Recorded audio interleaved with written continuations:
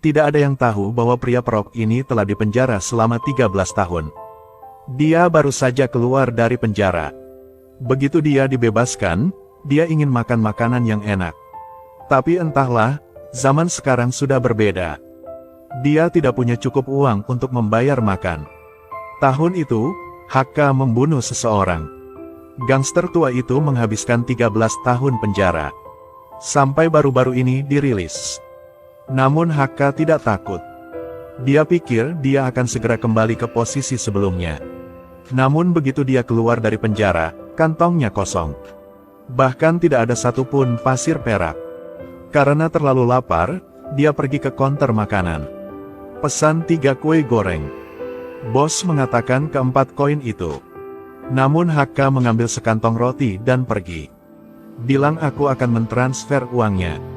Namun pemiliknya mengatakan toko kecil tersebut tidak menerima transfer uang. Hakka berkata dengan lantang. Saya telah menjadi penyewa di sini selama bertahun-tahun. Lain kali aku akan membayarmu. Ini benar-benar perampokan di siang hari. Sikapnya yang tidak masuk akal membuat pemilik toko marah. Dia bersiap untuk bergegas keluar, ingin menjelaskan kepadanya. Saat ini, seorang pelanggan menghentikan pemilik toko.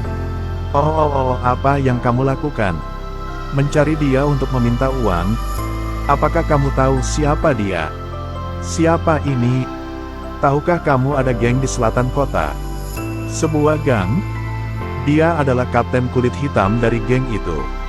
Dia tidak membunuh orang, kenapa kamu mengejarnya? Anggap saja gratis. Meninggalkan. Begitu saja, Hakka memakan 3 kue goreng.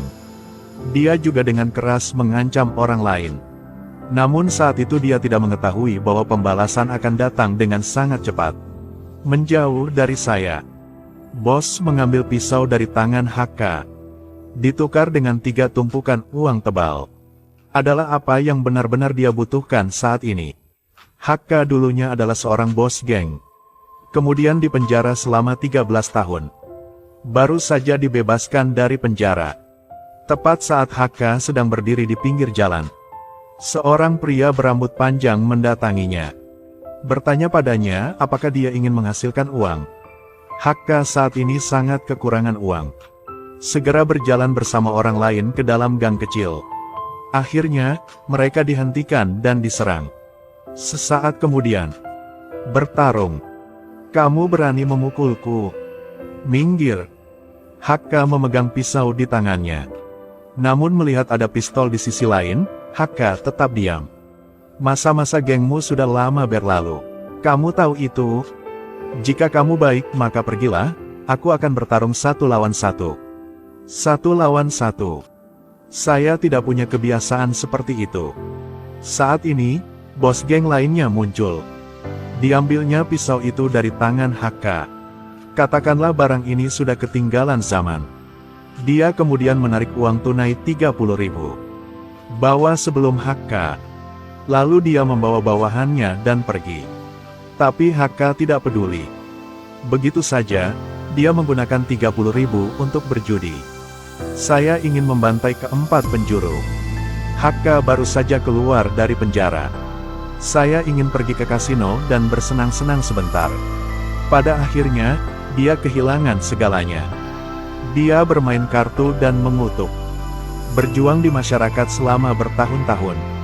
Hakka juga berpikir bahwa kasino akan membantunya membangun kembali hidupnya. 2 hari lalu, saya dipukuli hanya karena 30.000 yuan.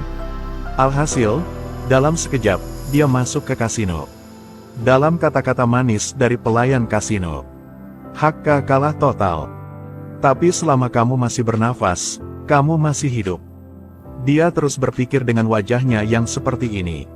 Saya masih bisa meminjam sekitar 10.000 lebih. Namun staf kasino melihat itu dan berkata, saya tidak bisa meminjamkan uang lagi kepadanya. Hakka marah. Di mana saya bisa mendapatkan real estate?